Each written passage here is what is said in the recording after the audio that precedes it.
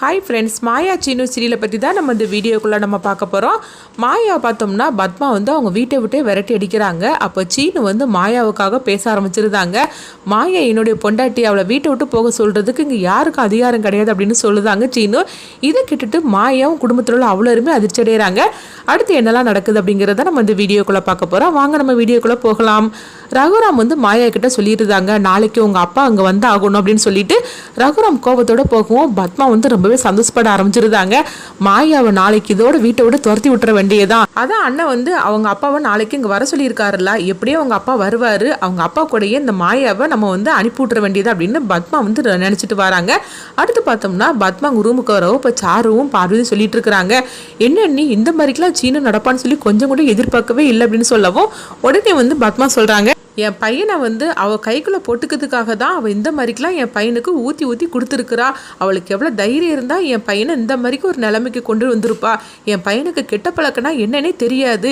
என் பையனை இந்த மாதிரிக்கு பண்ணிட்டால, இவளுக்கு இன்னைக்கு தான் கடைசி நாள், நாளைக்கு அதுதான் அவள் அப்பா வருவார்ல, அவள் அப்பா கூட இவளை துரத்தி விட்டுற வேண்டியது அப்படின்னு சொல்லவும் அடுத்தது என்ன, அடுத்தது சாருவுக்கும் சீனுவுக்கும் கல்யாணம் தான் அப்படின்னு வந்து பத்மா சொல்லவும் இது கிட்டதுமே சாரு ரொம்பவே சந்தோஷப்பட ஆரம்பிச்சிருந்தாங்க. அடுத்து பார்த்தோம்னா மகாலிங்க வந்து சாருவுக்கு ஃபோன் பண்ணுறாங்க.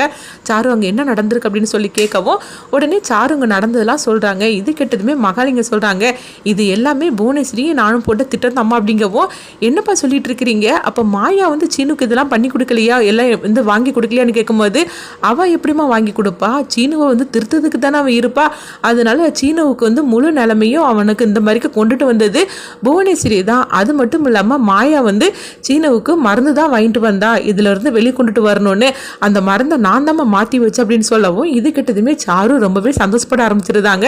அப்பா இங்கே அதனால என்னெல்லாம் பிரச்சனை நடந்திருக்கு தெரியுமா, அநேகமாக அவன் நாளைக்கு வீட்டை விட்டு போயிடுவான்னு நினைக்கிறப்பா அப்படின்னு சொல்லவும் அத்தை வந்து எனக்கும் சீனுவுக்கு கல்யாணம் பண்ணி வைக்கிறேன்னு சொல்லிட்டாங்க அப்படிங்கவும் ஆமாம்மா இதெல்லாம் நடக்கிறதுக்காக தானே, உனக்காக தானே நான் இது எல்லாமே பண்ணிட்டு இருக்கிறேன் அப்படின்னு சொல்லவும் உடனே சாரு வந்து ரொம்பவே சந்தோஷப்பட்டு இருக்கிறாங்க. அடுத்து பார்த்தோம்னா மகாலிங்க வந்து புவனேஸ்வரி கிட்ட இந்த விஷயத்தை பற்றி சொல்கிறாங்க, நீங்கள் போட்ட பிளான் நல்லாவே சக்ஸஸ் ஆகி போச்சு அப்படின்னு சொல்லவும் என்ன லிங்கம் சொல்கிற அப்படின்னு புவனேஸ்வரி கேட்கும்போது ஆமாம் அப்படின்னு சொல்லிக்கிட்டு அங்கே நடந்ததெல்லாம் வந்து சொல்லிட்டு இருக்கிறாங்க. இதை கேட்டதுமே புவனேஸ்வரியும் பசுபதி ரொம்பவே சந்தோஷப்பட ஆரம்பிச்சிருந்தாங்க. அப்போ வந்து புவனேஸ்வரி சொல்கிறாங்க, அந்த மாயை அந்த வீட்டை விட்டே போகணும், எப்படி ரகுராமை விட்டு தனாவும் கஜனும் பிரிஞ்சு இருக்கிறாங்களோ அதே மாதிரிக்கு அந்த மாயாவும் வீட்டை விட்டு விரட்டி அடிச்சுட்டாகி அதுக்கு பிறகு நம்ம நினச்சது எல்லாமே நடக்க ஆரம்பிச்சிடும் அப்படின்னு சொல்லவும் ஆமாம்மா இது எல்லாமே வந்து உங்களோட யோசனை தான், பக்காவாக பிளான் போட்டு எல்லாமே செஞ்சு முடிச்சிட்டீங்க அப்படின்னு சொல்லவும் உடனே வந்து புவனேஸ்வரி ரொம்பவே சந்தோஷப்பட்டு இருக்கிறாங்க. நாளைக்கு எப்படியும் இந்த மாயாவை வீட்டை விட்டே அனுப்பி விட்டுருவோம், அது இந்த பத்மாவுக்கு ஏதாவது ஒன்று கிடைச்சிட்டாலே போகிறோம் மாயாவை பற்றின விஷயம். அதுவும் சீனு இந்த மாதிரிக்கு ஒரு நிலமையில பார்த்ததுமே பத்மா அப்படியே கொதிச்சு எழுஞ்சிருப்பா.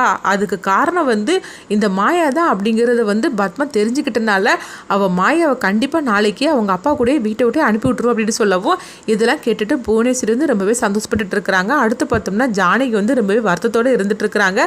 அப்போ மாயா வந்து கண் கலங்கிட்டு இருக்கவும் ஜானகி வந்து மாயாவுக்கு ஆறுதல் சொல்கிறாங்க, நாளைக்கு என்னெல்லாம் நடக்க போது தெரியலையே, அவங்க அப்பாவுக்கு ஃபோன் பண்ணிட்டேன்னு சொல்லும் போது ஆமாம் பெரியம்மா ஃபோன் பண்ணிட்டா, அவர் வாரன்னு சொல்லிட்டார் அப்படிங்கிறாங்க.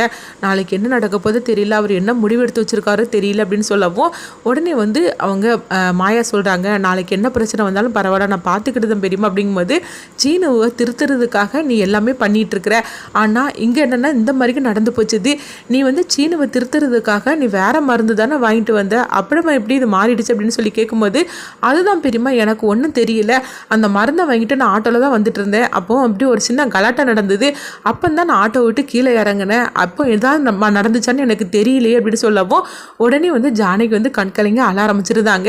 ஏற்கனவே தனாவை அவர் வீட்டை விட்டு போக சொல்லிட்டாரு, இப்போ வந்து நாளைக்கு என்ன நடக்க போதோ தெரியல, அதுவும் இந்த பத்மா சும்மா இருக்க மாட்டா, அவளுக்கு ஏதாவது உன்னை பற்றின ஏதாவது ஒரு விஷயம் கிடைச்சாலே போகிறோம், இப்போ இவ்வளோ பெரிய விஷயம் நடந்திருக்கனால அவள் நாளைக்கு ஒன்றுந்துட்டு விரட்டி அடிக்கிறதுக்கு தான் இருப்பா, என்ன நடக்க போதோ தெரியலையே மாயா எனக்கு பயமாக இருக்குது அப்படின்னு சொல்லும் போது பெரியம்மா நீங்கள் ஒன்றும் கவலைப்படாதீங்க நான் பார்த்துக்கிட்டதும் பெரியம்மா அப்படின்னு சொல்லிட்டு இருக்கிறாங்க. அடுத்த நாள் ஆனதுமே பார்த்தோம்னா மாயாவோட அப்பா வராங்க. அவங்க அப்பாவை பார்த்ததுமே அவங்க பத்மா வந்து பயங்கரமாக திட்ட ஆரம்பிச்சிருந்தாங்க. அப்போ வந்து ரகுராம் ஜானகின்னு குடும்பத்தில் உள்ள அவ்வளோருமே வந்துடுவோம்.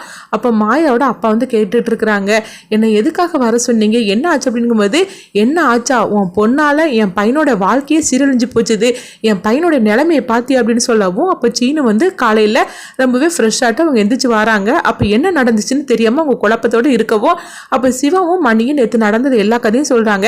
இது கேட்டதுமே சீனு வந்து வந்து அதிர்ச்சி அடைகிறாங்க. அப்போ வந்து சீனுக்கிட்ட வந்து பத்மா சொல்கிறாங்க, இவளை உடனே அவங்க அப்பா கூட அனுப்பி விட்டுட்டா, இவன் நம்மளும் ஒரு நிமிஷம் கூட இங்கே இருக்கக்கூடாது அப்படிங்கவும் அப்போ ரகுராம் வந்து சொல்லியிருந்தாங்க, இதுக்கு பிறகு இந்த வீட்டில் இவளுக்கு இடம் கிடையாது, எப்போ சீனுவுக்கு இந்த மாதிரிக்கு ஒரு நிலைமைக்கு அவள் கொண்டுட்டு வந்தாலோ அவளுக்கும் நம்ம வந்து வீட்டில் இடம் கிடையாது அப்படின்னு சொல்லவும் இதை கேட்டதுமே சீனு பயங்கரமாக அதிர்ச்சி அடைகிறாங்க. யாருக்கு இடம் கிடையாதுன்னு நீங்கள் சொல்லிட்டு இருக்கிறீங்க, அவள் என்ன தப்பு செஞ்சா, அவள் எனக்காக என்னெல்லாம் பண்ணியிருக்கா தெரியுமா அப்படின்னு சீனு சொல்லவும் இதை கொஞ்சமாக எதிர்பார்க்காத எல்லாருமே அதிர்ச்சி அடைகிறாங்க. அப்போ பத்மா சொல்கிறாங்க, இங்கே பாரு சீனு, உன்னோட இந்த நிலைமைக்கு இவ தான் காரணம், இவ வீட்டுக்குள்ளே இருக்கக்கூடாது அப்படின்னு சொல்லிட்டு அவங்க மாயாவோட கையை தரன்னு பிடிச்சி இழுத்துட்டு அவங்க வந்து வீட்டுக்கு வெளியே வந்து அவங்க வந்து அவங்கள தள்ளி விடவும் உடனே வந்து சீனு வந்து பிடிக்கிறாங்க. உங்களுக்கு எவ்வளோ தைரியம் இருந்தால் அவளை வீட்டை விட்டே துரத்தி விடுவீங்க, அவள் என்னுடைய மனைவியாக்கும் அப்படின்னு சொல்லவும் இதை கேட்டதுமே பத்மா அதிர்ச்சி அடைகிறாங்க. என்ன சீனு சொல்கிற, உன்னை வந்து இந்த மாதிரிக்கு ஒரு நிலைமைக்கு கொண்டுட்டு வந்தது இவளை அந்த வீட்டுக்குள்ளேயே வந்து இருக்கக்கூடாது, அவங்க அப்பா கூடயே போகட்டும் அப்படின்னு சொல்லவும் உடனே சீனு சொல்கிறாங்க, என்னம்மா நினச்சிட்டு இருக்கிறீங்க, நான் இந்த நிலைமைக்கு போனதுக்கு ஒன்றும் காரணம் கிடையாது, நானே தான் காரணம். உண்மையை சொல்ல போனாக்கி என்னை திருத்துறதுக்காக அவ எவ்வளோ தூரம் கஷ்டப்பட்டிருக்கா தெரியுமா, நான் வந்து எவ்வளோ பெரிய பிரச்சனையில் இருந்தேன், அந்த பிரச்சனையிலேருந்து மீட்டெடுக்கிற அவ மாயாவும் அவங்க அப்பாவும் சேர்ந்து எவ்வளவு தூரம் கஷ்டப்பட்டிருக்காங்க. ஆனா நான் தான் அவளை உதாசீனப்படுத்தினேன். இன்னைக்கு என்னன்னா நீங்க அவளை போய் இந்த மாதிரி பண்ணிட்டு இருக்கிறீங்க. அவள் இப்படிலாம் பேசுறதுக்கு உங்களுக்கு யாருக்குமே அருகதை கிடையாது. உண்மையை சொல்ல போனா மாயா மட்டும் இல்லைன்னா நான் இருக்கிற இடம் தெரியாம நான் போயிருப்பேன். அவ என்னை காப்பாத்துறதுக்காக என்னெல்லாம் பண்ணியிருக்கா தெரியுமா அப்படின்னு சொல்லவும் இதை கேட்டதுமே எல்லாரும் அதிர்ச்சியோட பாக்குறாங்க. அடுத்து என்ன நடக்குன்னு பார்க்கலாம்.